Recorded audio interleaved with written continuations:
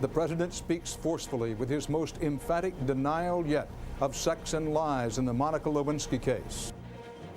I did not have sexual relations with that woman, Miss Lewinsky. I never told anybody to lie, not a single time, never. At the same time, Special Prosecutor Ken Starr increases the pressure on Lewinsky to testify against the president as the White House remains under fire. This is the CBS Evening News, with Dan Rather reporting tonight from Washington. Good evening. Here at the White House, the president's new counterattack went beyond the court of public opinion to actual court in Little Rock. This included a blistering attack, all but directly accusing Special Prosecutor Republican Ken Starr of being out to get the president in new motions in the Paula Jones case. Former White House intern Monica Lewinsky has reportedly told all, talked, but still does not have a deal for immunity from Kenneth Starr. And Hillary Clinton stands by her husband at the White House, then heads to a planned appearance in New York.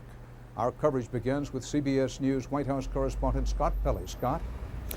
Dan, tonight, Monica Lewinsky's attorneys tell us that she has told prosecutors all she knows. They describe what they call a complete account of her relationship with President Clinton. But that account was given over the telephone today and was not written down.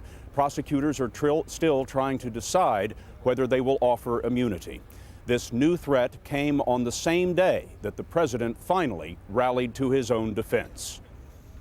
The president had been silent 3 days. His lawyers wanted it that way. But the political damage was rising much too fast. Today, drawn and bleary-eyed, Mr. Clinton joined the battle to save his presidency. But I want to say one thing to the American people. I want you to listen to me. I'm going to say this again. I did not have sexual relations with that woman, Miss Lewinsky. I never told anybody to lie, not a single time, never. These allegations are false, and I need to go back to work for the American people. Thank you.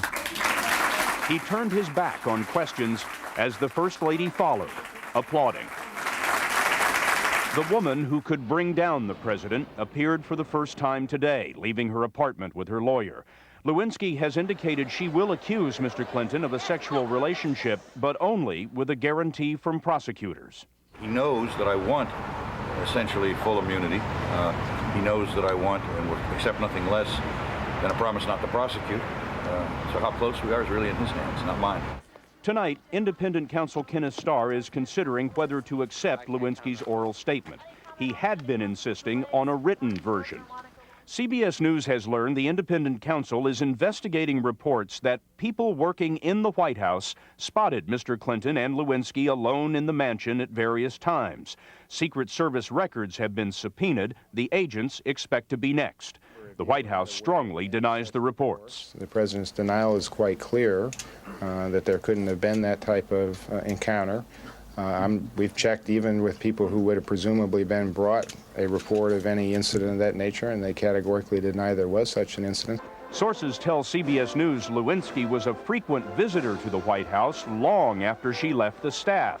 Last month, she was cleared in at least 4 times, including weekends and evenings. But her welcome seems to have ended 3 weeks ago. On January 3rd, she was denied entry at the gate. And sources tell CBS News she threw a fit, screaming, "Don't you know who I am?" The president was traveling the day Lewinsky was turned away.